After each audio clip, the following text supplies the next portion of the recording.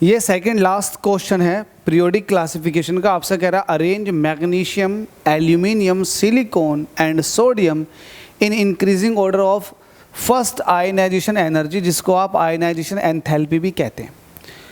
आपको पता है अगर ऑर्बिटल पूरी तरह से भरे हुए हैं, पूरी तरह से भरे हुए हैं ऑर्बिटल, या फिर आधे भरे हुए हैं, तो इनमें से इलेक्ट्रॉन निकालना थोड़ा सा मुश्किल होता है। तो यहाँ पर भी कुछ ऐसे ही होता है।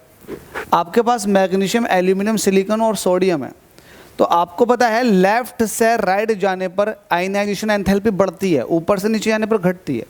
अगर इनको देखोगे तो ये कुछ इस तरह से सोडियम, मैग्नीशियम, एल्यूमिनियम, सिलिकॉन।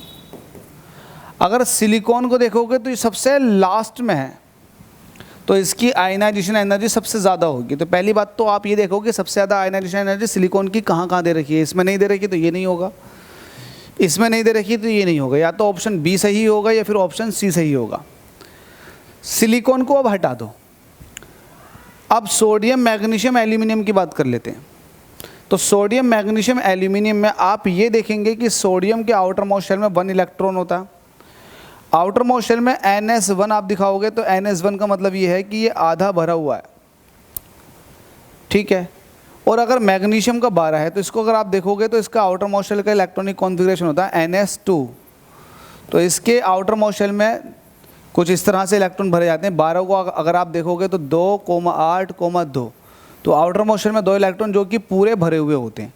तो अगर मैं सोडियम और मैग्नीशियम में दोनों में से बात करूँ तो इसका तो पूरा शेल भरा हुआ है, इसका आधा भरा हुआ, तो इसके अंदर से 1 इलेक्ट्रॉन निकालना इसके मुकाबले में थोड़ा मुश्किल होगा।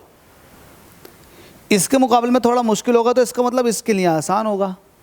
तो सोडियम का सबसे कम आना चाहिए आयनाइजेशन एनर्जी। तो सोडियम सबसे कम, तो देखो इसमें और इसमें कहाँ है, देखो इसमें भी सबसे कम है और इसमें भी सबसे कम है, तो ठीक है, सबसे कम सोडियम हुआ और सबसे ज़्यादा सिलिकॉन हुआ।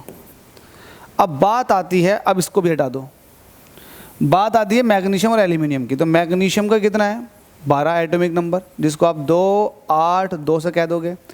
आउटर मोस्ट शेल में 2 इलेक्ट्रॉन है, तो 2 इलेक्ट्रॉनों को आप इस तरह से भरा हुआ दिखाओगे। वहीं बात कर लेते हैं एल्यूमिनियम, जिसका 13 एटॉमिक नंबर होता है। तो 13 मतलब इसको अगर आप दिखाओगे तो ये होता है NS2Np1। तो P आउटर मोस्ट शेल है P वाला, तो P के अंदर 1 इलेक्ट्रॉन है, जबकि इसके अंदर 3 ऑर्बिटल होते हैं P के।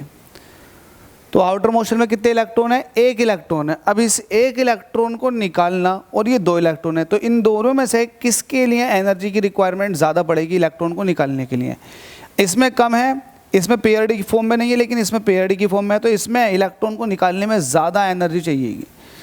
जब ज़्यादा एनर्जी चाहिएगी तो आयनाइजेशन एनर्जी लेफ्ट से राइट में बढ़ती है, लेकिन आपको ये भी देखना पड़ता है बीच बीच में कि किसका इलेक्ट्रॉनिक कॉन्फ़िगरेशन स्टेबल है, किसका अनस्टेबल है।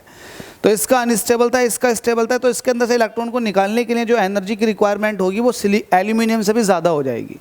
तो यहाँ पर आ जाएगा मैग्नीशियम, उसके बाद आ जाएगा एल्यूमिनियम। तो जहाँ कहीं भी ये ऑर्डर है वो देखो वही आंसर होगा, silicon then magnesium, silicon then magnesium.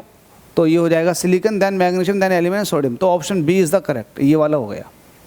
Hope so ये भी क्लियर हो गया होगा। चलिएगा आगे चलते हैं।